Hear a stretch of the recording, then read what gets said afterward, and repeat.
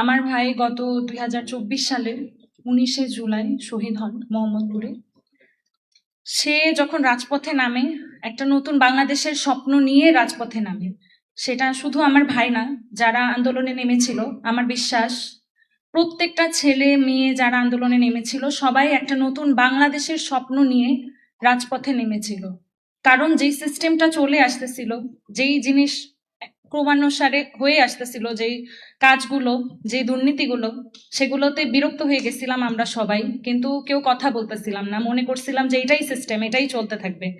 কিন্তু যখন আস্তে আস্তে থাকে না যে একজন ভয়েস রেইজ করলে অটোমেটিক অন্যরাও ভেতর থেকে তারা ভয়েস রেইজ করা শুরু করে। তো 24 সালে সেটাই হয়েছিল, যে দেওয়ালে পিঠ থেকে গেছিল সবার। একজন যখন ভয়েস রেইজ করছে তখন আস্তে আস্তে পুরো বাংলাদেশ একসাথে ভয়েস রেইজ করছিল। কেন?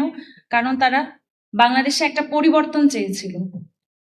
আমার ভাই 19 তারিখে গুলিবিদ্ধ হয়ে শহীদ হন। ওকে খুব কাছ থেকে গুলি করে মারা হয়।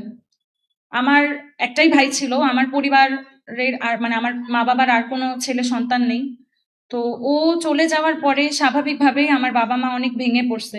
কিন্তু তারপরও আমি, আমার বাবা মা এবং আমার বড় বোন, আমরা সবাই নতুন করে একটা স্বপ্ন দেখতেছি। আমার ভাইয়ের দেখানো যে রাস্তা, সেই রাস্তাতেই আমরা হাঁটতে চাই। আমরা নতুন যে বাংলাদেশটা, সেটা আমরা চাই, যেটার আমরা রিফ্লেকশন দেখছিলাম জুলাই সনদে।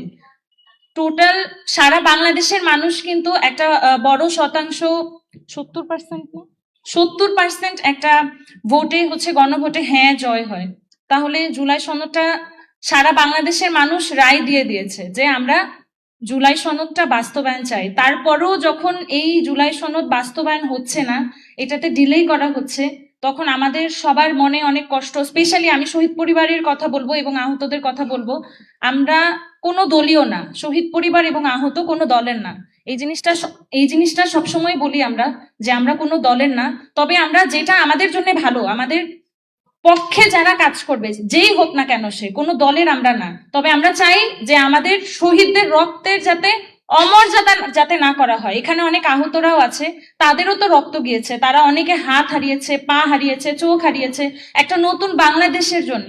কিন্তু সেই তারা যখন অর্ধেক মৃত হওয়ার পরেও, মানে এত স্ট্রাগল করার পরেও তারা যখন দেখতেছে যে তাদের রক্তটা, আমার ভাই তো মারা গেছে, কিন্তু যেই সব আহত তারা এত কষ্ট করে যুদ্ধ করে বেঁচে থাকার পরেও যখন দেখতেছে তারা যেই চেঞ্জেস গুলো চাইছে সেই চেঞ্জেস গুলো হচ্ছে না, তাদের সাথে বেইমানি করা হচ্ছে, তখন তাদেরও দেখতে ভালো লাগে না, আমার বাবা মারও দেখতে ভালো লাগে না। আমার মা প্রতিদিন, আমি জানি আমার মা না, এখানে যত শহীদের মা আছে প্রতিদিন প্রতি রাত কান্না করে যে কেন মারা গেল। এখন তো একটাই প্রশ্ন, মানে রাগ লাগে যে কেন গেল আমার ভাইটা। আমার অনেক রাগ লাগে, মনে হয় যে কেন গেল, কিছু তো চেঞ্জ হইলো না, কোনো কিছু আমাদের ফেভারে কোনো কিছু আসতেছে না, তাহলে কেন শুধু শুধু গেল।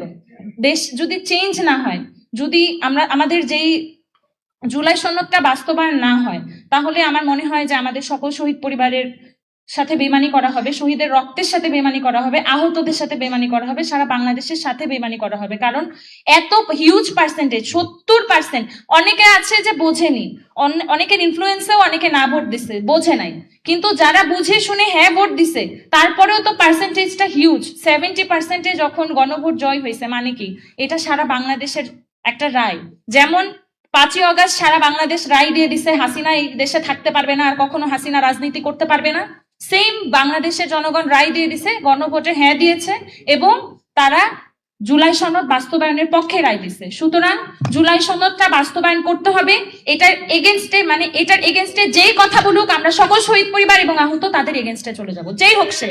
কোনো দল মত, আমরা শহীদ পরিবার কোনো দলের না, আমরা নির্দলীয়।